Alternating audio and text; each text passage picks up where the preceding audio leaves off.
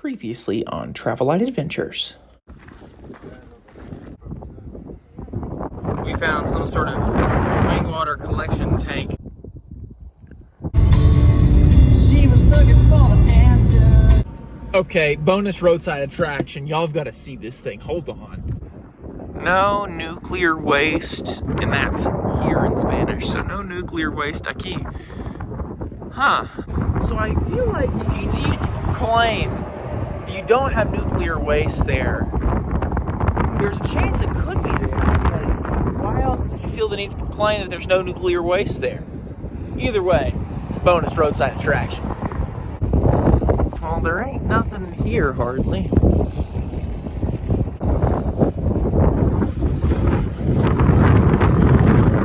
I was just talking to a gentleman who passed by on the side road who used to work for the company that now owns this property, and they haven't really done anything with it. And he said it's been like this for a long time. It looks like once upon a time they had a big old sign, but not anymore. Not anymore.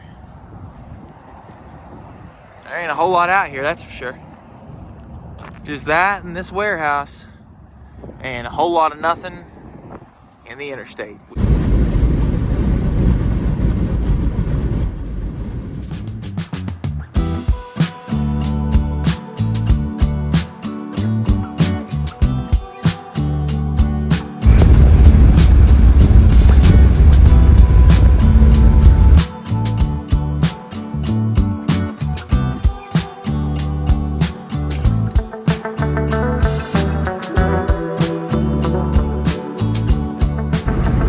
We've stopped at this spot before on the way here, but that would be just too easy, wouldn't it? We gotta make this a challenge. This is the Trans Mountain Drive in El Paso, Texas. Part of Greater El Paso's looped freeway system, this road takes you to exactly a mile above sea level and offers sweeping views of the city below.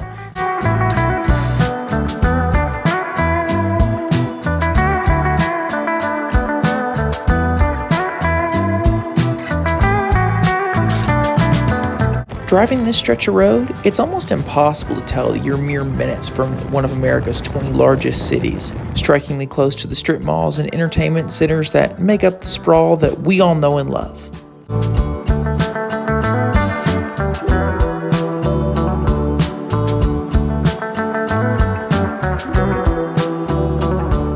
We were in pretty good rhythm and making pretty good time on the road, but I had to stop because, well, I'm gonna have to show you.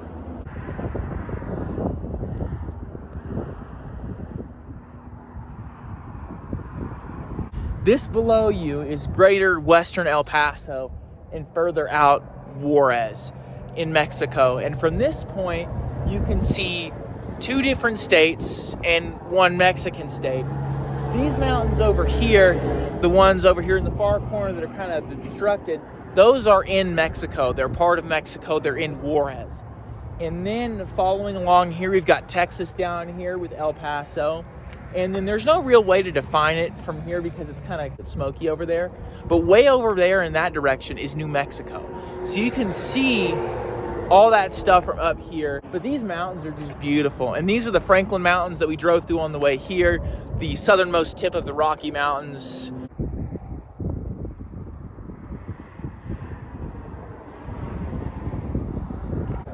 Let's load up and go find a Whataburger while we're still in Texas. There it is, that beautiful W. There it is. The iconic A-frame shape. And no, it is not pronounced water. It is Whataburger.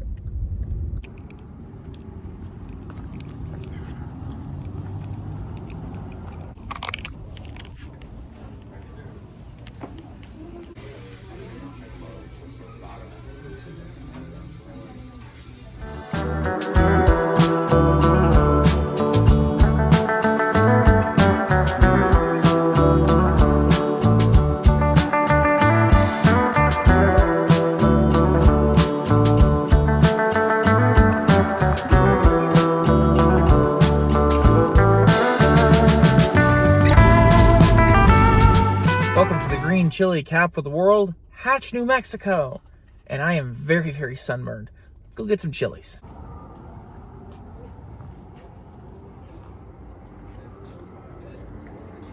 All right, that was fantastic. That lady was so nice. I got 10 pounds of green chilies and they fit in my fridge, which is perfect.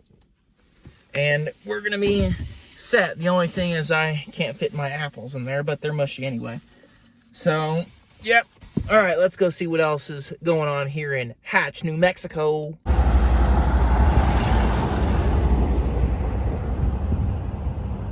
My brain wants to know if they put green chilies on ice cream, but my wallet says, not a chance, champ. Radio Shack.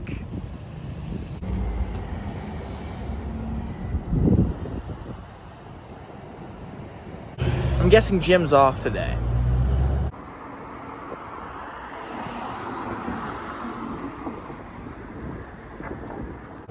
I didn't know Dairy Queen sold antiques.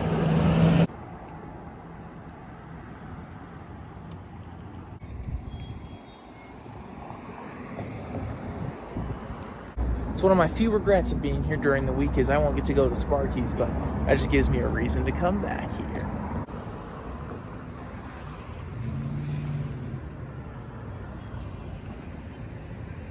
The gang's all here. They got everything here. Green chilies, aliens, dinosaurs. Oh my goodness, they even have a chili mobile. That is so awesome.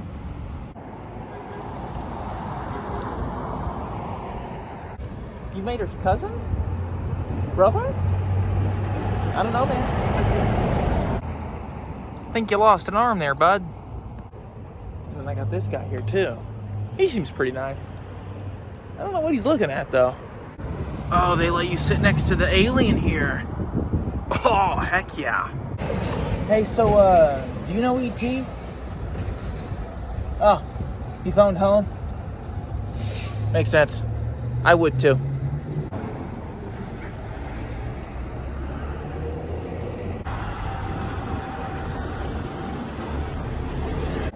That's going to do it for our time here in Hatch. This is a very neat little town. It's the chili capital of the world, as I mentioned. But we got to move on to our next stop, and I'll give you a little hint as to what it is.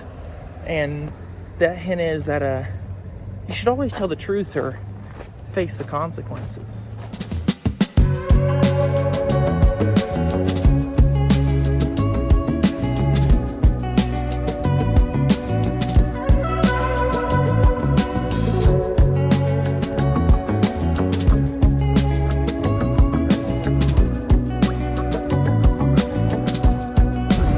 Time since I've seen this little traffic on a main highway or interstate or whatever.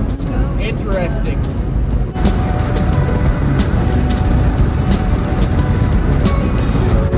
I see you pass me by, and you don't walk alone. Yeah, yeah. I lead you back to time and bottles to ease my mind and sorrows. Welcome to Truth or Consequences, New Mexico. And yes, that is the full name of this town, Truth or Consequences. I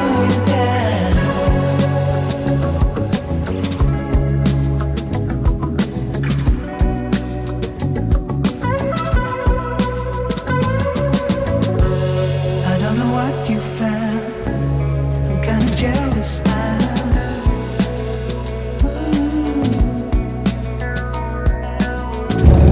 I heard you moved uptown, down by the fancy side.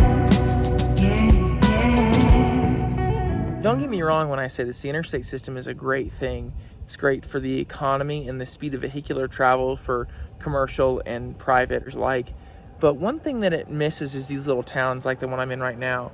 Because when they built the interstate system, they didn't build it straight through a lot of these smaller communities. They built it around because that was the easier thing to do. They bypassed them.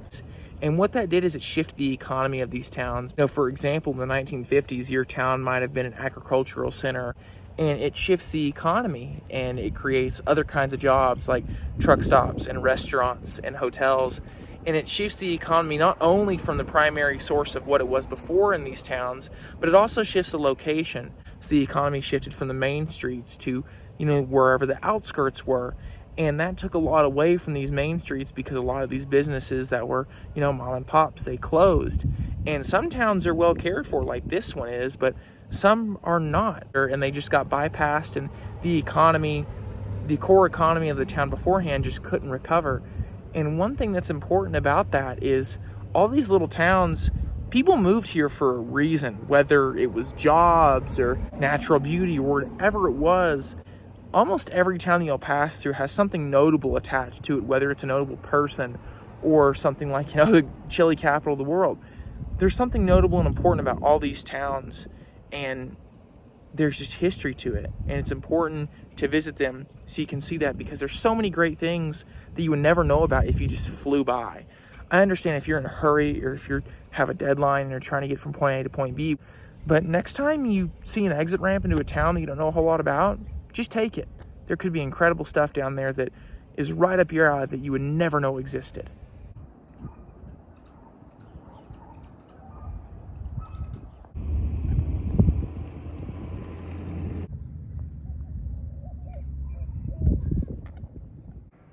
This rather unassuming looking river right here, you're probably familiar with. You probably hear about it all the time. This is the Rio Grande, or the Rio Grande if you're in Texas. A lot of people don't know this, but this river actually flows all the way from the Colorado Rockies all the way down to the Gulf of Mexico, but you probably knew that last part because it makes up the Texas-Mexico border.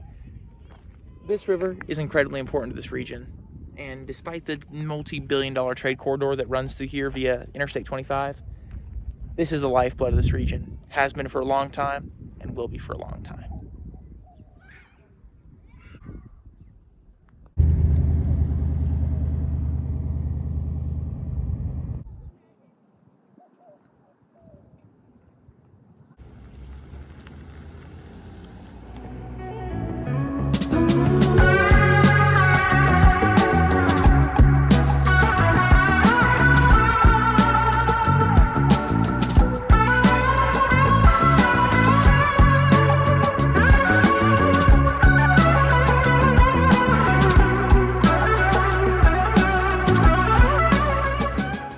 Pulling off in Socorro for the night, and we're gonna get back at it tomorrow. But first, we gotta find a place to sleep, and I think there's a Walmart up here. I could be wrong, but let me find out.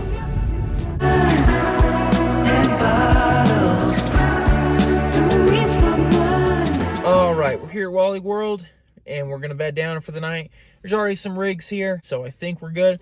If we get the knock, we get the knock. I'm going to go in and pay my rent for the night. I've mentioned it before at places that I sleep at, whether it's a truck stop or a Walmart or whatever place it is. I always like to try and buy a little something. I just don't want to be freeloading at these places, even if it is some big corporation like Walmart that could lose a few dollars. I just don't want to be that guy. So let's go in and get our stuff.